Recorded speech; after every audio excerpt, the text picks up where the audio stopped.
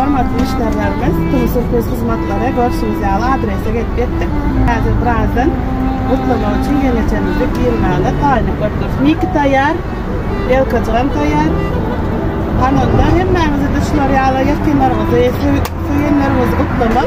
Bize de hizmet etmek düşüyor, hemmemize de sağ olsun.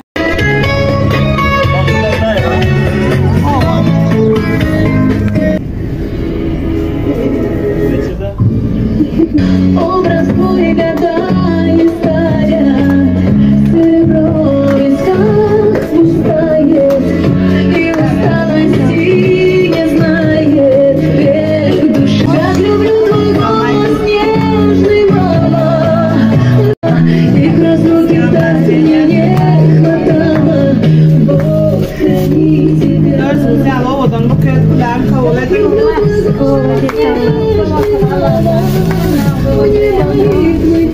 Takımlar çıkarırsınız hazır. Olan sofrayı.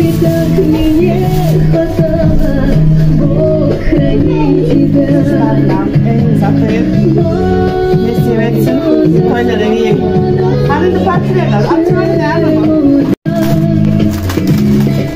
Cebek çalalım. Yapayım.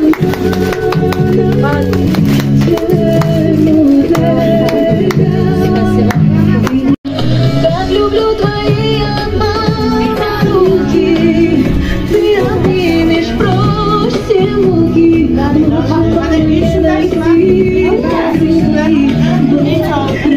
тебя.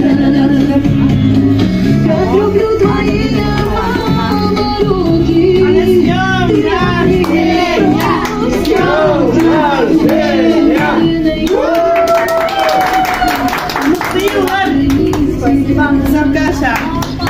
Çağları verin bu ara çağları tamam.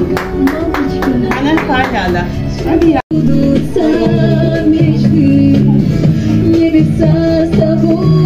Ortamızın kavulursun, angrayaltasın Allah'tan.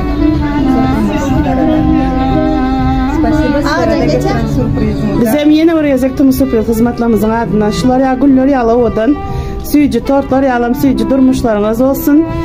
Doğulan gününüzden kutlu olsun. Спасибо.